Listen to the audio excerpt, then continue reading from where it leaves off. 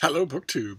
It's Wednesday, and despite the holiday on Monday, that means New Comic Book Day here in Boston, when intensely irritated incels temporarily leave the shelter of their dreary little chat rooms and message boards in order to go to their LCS, their local comic shop, where they stand and read for free all the stuff they should be buying.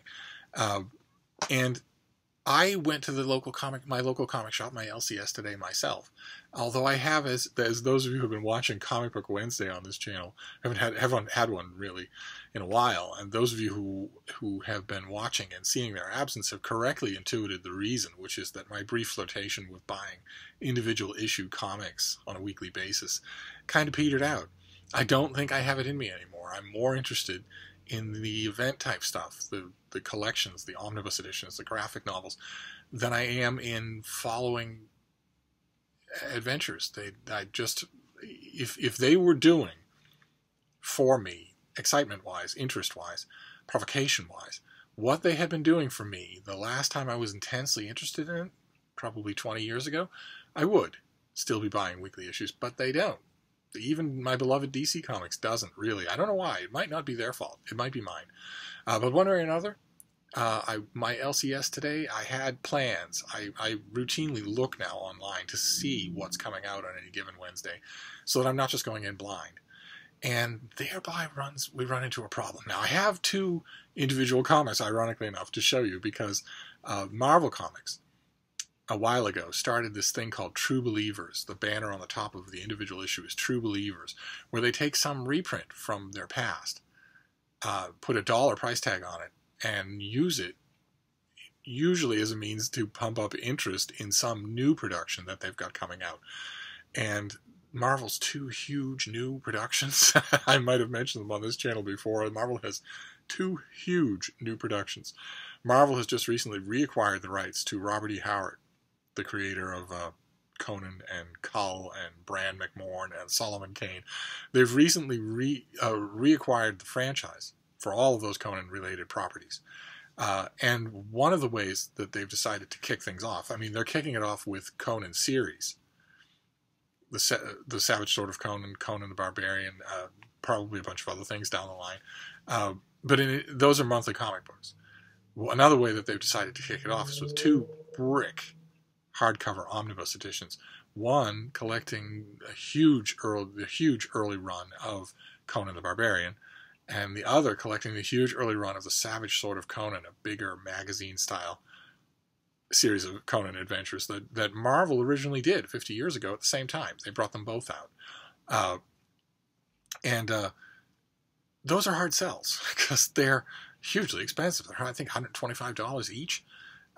These big, ungainly hardcovers. So in order to sort of drum up whatever interest they can, it's actually a kind of a canny idea. Marvel has all month long been making their True Believer issues Conan related. So you can, for the first time in ages, you can go to your comic shop and get a $1 Conan comic. And they're reprints of classics. And they did two this week. The first one was not Savage Sword of Conan or Conan the Barbarian. It was Savage Tales. And it has this great Neil Adams cover. That original issue of Savage Tales is, I think, a little bit collectible. You won't see the whole of it very often. I don't have a copy. I haven't had a copy. I bought it when it originally appeared, mainly on the strength of this cover. That is Neil Adams at his iconic best. Really, he is a cover artist. I know I'm going to get a lot of grief for saying that, for those of you who are fans of Ra's al Ghul, but he really is a cover artist. The 9 panels on a page, 4-color adventures on the inside, I have almost never seen him do a good job of it. But that is Conan, of course, and that's a T-Rex in the background, and that is Khazar and Zabu, or his pet saber-toothed tiger.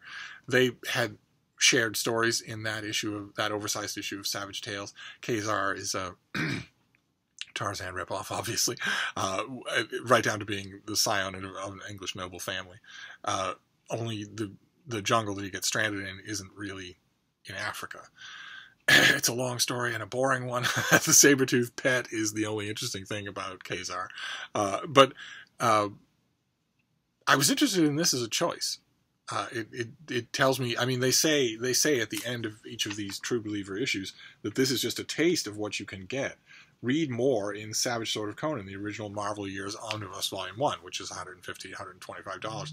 I was interested to know that this will be in there. That's good. But I think I know, other than that, the main reason why this was chosen as one of the True Believer issues this week. I think there are two reasons. One is that that's an incredible cover. That's Neil Adams at his best. And two is that the artist for this issue, this is a black and white reprint. This was all done in black and white. And the artist is Jim Starlin. Who is not cut out for Conan at all, not in the slightest. This issue just proves that over and over again. Starlin, it was a fan of putting, 9, 10, 15 little panels on a page. That's not how you do an epic fantasy at all, and he wouldn't be talked out of it. And also, he's not all that good at the kind of juxtaposition of real-world leather saddle straps and notched swords and supernatural menace that is the hallmark of Conan stories. He's not really good at it, which is why in this issue there's not one but two marauding giants, creatures that are 20 feet tall, and they both look ridiculous. They look cartoonish rather than dangerous. And Starlin also muffs up action sequences, which is not good when your main character is solely composed of action. Conan never had a thought he didn't like.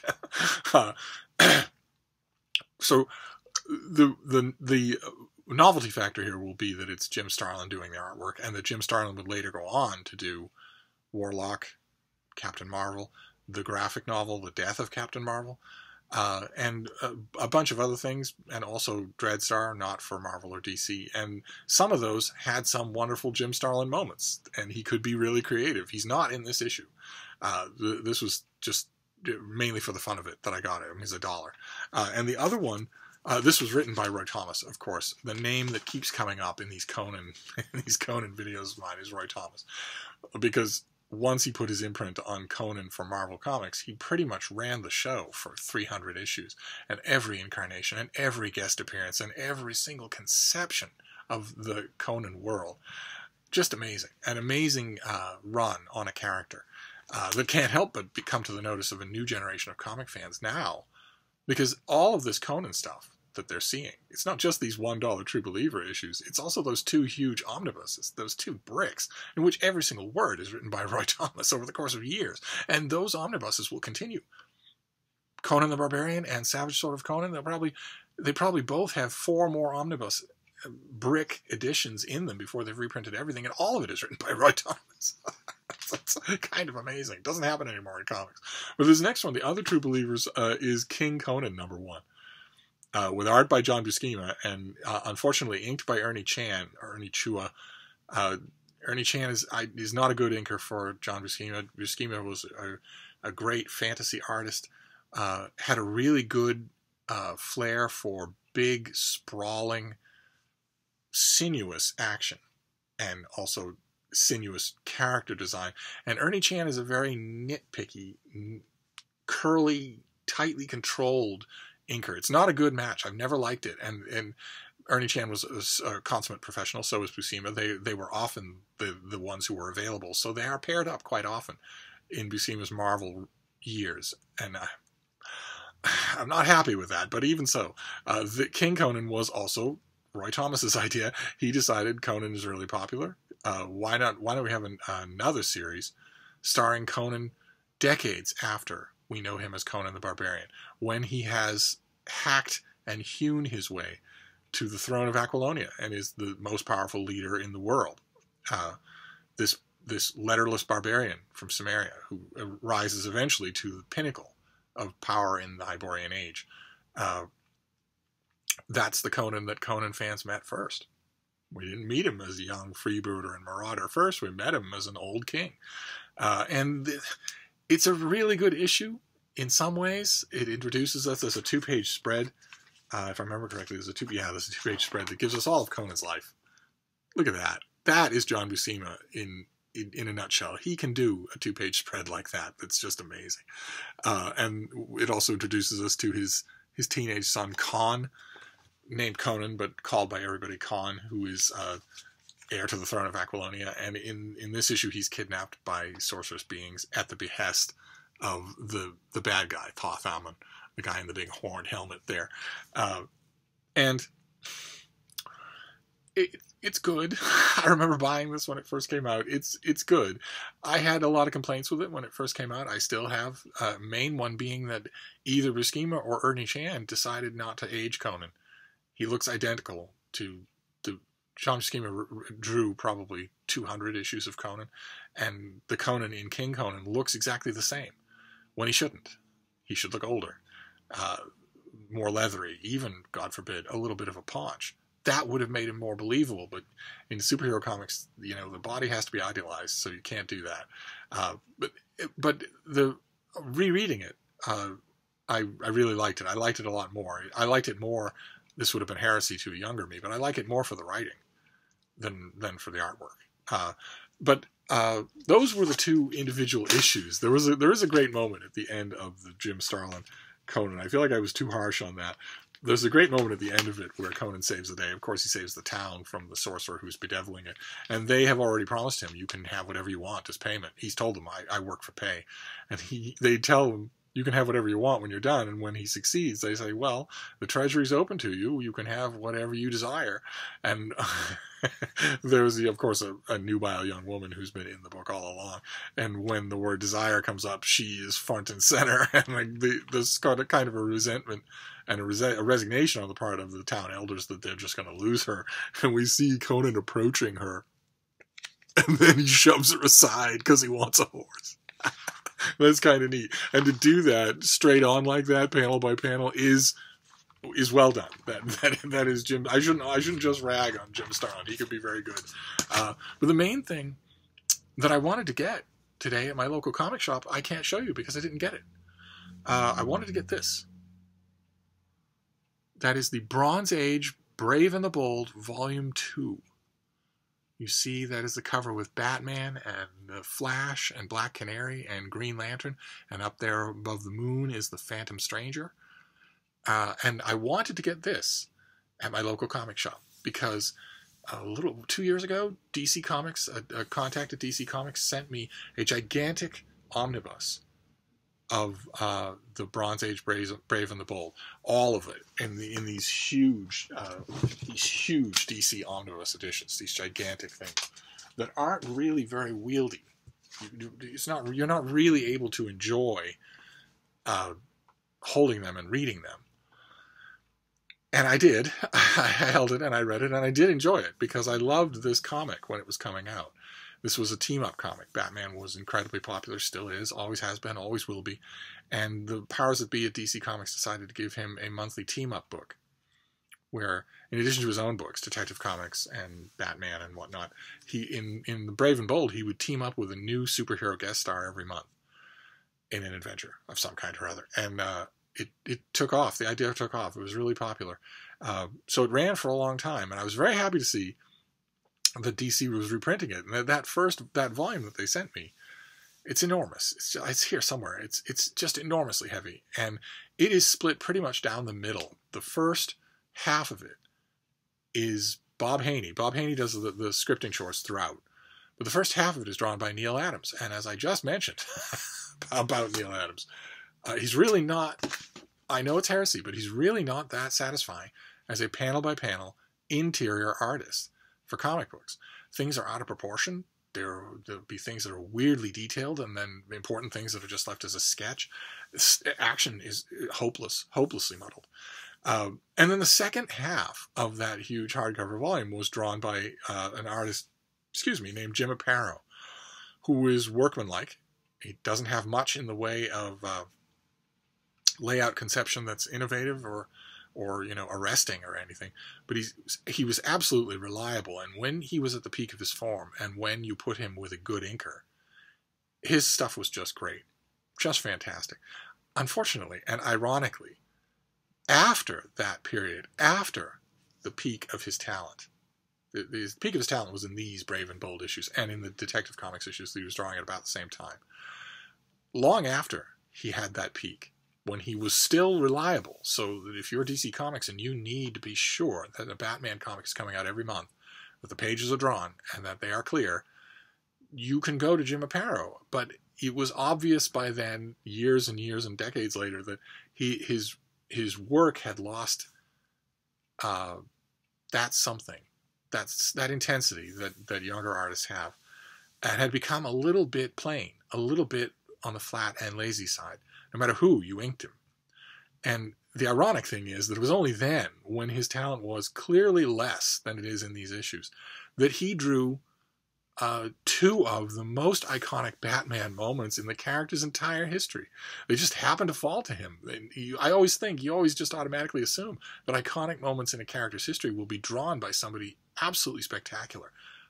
A John Buscema or George Perez or something like that. It doesn't always happen that way. And in Batman, two of those moments, the one is when DC Comics put out the word to their fans that they had the fate of Batman's ward Robin, not Dick Grayson, but the second Robin. They had his fate in their hands. The Jason Todd Robin would live or die depending on their votes on a special phone numbers set up. One number for yes, one number for no, kill the little kid. And of course, the no's won. And Jim Aparo fell the task. He actually drew both issues, the yes and the no. And he, therefore, is the one who shows us the issue in which the Joker beats Robin to death with a crowbar. That's a major turning point in Batman history, and it just happened to be Jim Aparo that drew it when there were lots better artists at the time. Hardly any better artists at the time that these issues were coming out. But by the time of the death of Robin, and the other major iconic Batman moment that just happened to be Jim Aparo drawing it was when Bane, the supervillain Bane, breaks Batman's back. That also was Jim Aparo. And the panels, the moment, the concept is so iconic. Now it's been captured in a movie that when you go back to the issue, you automatically expect that it's going to be visually amazing. And it isn't. It isn't. It's Jim Aparo phoning it in. But in these issues, he's incredibly good. And every time I have pulled out that big hardcover edition that DC sent me, I've thought, well, there's a solution to both your irritations over the size and weight of this thing, and also that the first half of it is by an artist who's not really cut out for the material. What DC Comics does with these big hardcover omnibus editions is later on to split them up in paperbacks, multiple paperbacks to cover each volume. And they did that this week. Brave and the Bold Bronze Age Omnibus Volume 2 came out in paperback. And it is the second half of that hardcover, Brave and the Bold. It contains all of Jim Aparo and no of Neil Adams. And I wanted it. I was perfectly happy to. I would gladly have paid the money for it had it been at my local comic shop, and it was not. It was not. So I'm just going to have to find it online, at some comic book discount shop or something or other, because I'm not going to go. There are two other comic shops I could go to. I'm not going to bother to do that. I'm not going to hair all over town for this thing. It made me reflect. My local comic shop is Newbury Comics, which is a chain here in New England, and is largely devoted to CDs, novelty socks, avocado pillows, an entire wall of Funko Pop dolls, an entire wall, just the whole length of the store, all Funko Pop dolls. The one, at least my Newbury Comics, the original one on Newbury Street, doesn't seem to put too high a priority on comics, even though that's right in the name of the company. They don't seem to do it. I've noticed that more often than not, when I go in there with a graphic novel in mind, they're fine with latest issues, but more often than not, if I go in there with a graphic novel in mind, it's not there, and they don't order them. The surly eyebrow, lip, nose, and cheek pierced kid behind the counter will tell me is where other Newbury comic shop locations might have what I'm looking for. And they'll only do that if you stare at them long enough. They won't offer to do it. So I'm going to have to find this volume somehow. But it is the one that I want. Once I have it in my hot little hands, I will politely dispose of the big hardcover because I'm never going to use it. I'm never going to look at the first half of that. I tried with a conscience I did, to like those Neil Adams issues, and I don't. I just don't. So what I want is exactly what the reprint gods are going to give me. They're going to give me the Brave and Bold volume that is only the Jim Aparo artwork. And that the issues themselves are fascinating. Because, of course, The powers that be at DC didn't really want Batman to team. This cover is a little bit misleading because they didn't want Batman to team up with anybody who actually was a success already. Usually. So usually it wouldn't be Batman teaming up with Green Lantern because he already had a comic of his own. It wouldn't be Batman teaming up with the Flash because he already had a comic of his own. It wouldn't be Batman teaming up with the Justice League or anything like that. And of course Batman teamed up every month with Superman in World's Finest, so he didn't need to do it in this issue. But if a character was decidedly secondary, down on the luck, or somebody that Bob Haney, the writer here, infinitely inventive guy, heck of a professional, if he thought he could do something clever with the Metal Men, or Sergeant Rock, or the Phantom Stranger, or Adam Strange, or something, Teen Titans, something like that, then he would, and they would keep coming back. A lot of times you see in these issues the same guest star come back a few times in the course even of a year. And that was partially reader response, because readers were writing and say, "Hey, you gave us the Metal Men, could we have them back?" That was great to see them. And it was also partly mercantile on the part of DC editors. They would look at the response of which of those characters got to see maybe who might be bumped up to a regular backup feature in some comic somewhere, or even, God forbid, a book of their own, if the response was great enough. And you had Bob Haney, he took the trouble to learn a little bit about his guest characters, not much. They suffer from a little bit of interchangeability, but his Batman is dead on. His Batman is as I pointed out on this channel before, a cop with a cape. He's not the supernaturally driven creature of vengeance and grim harshness that he has later been incorporated to be in the comics. He's just a guy.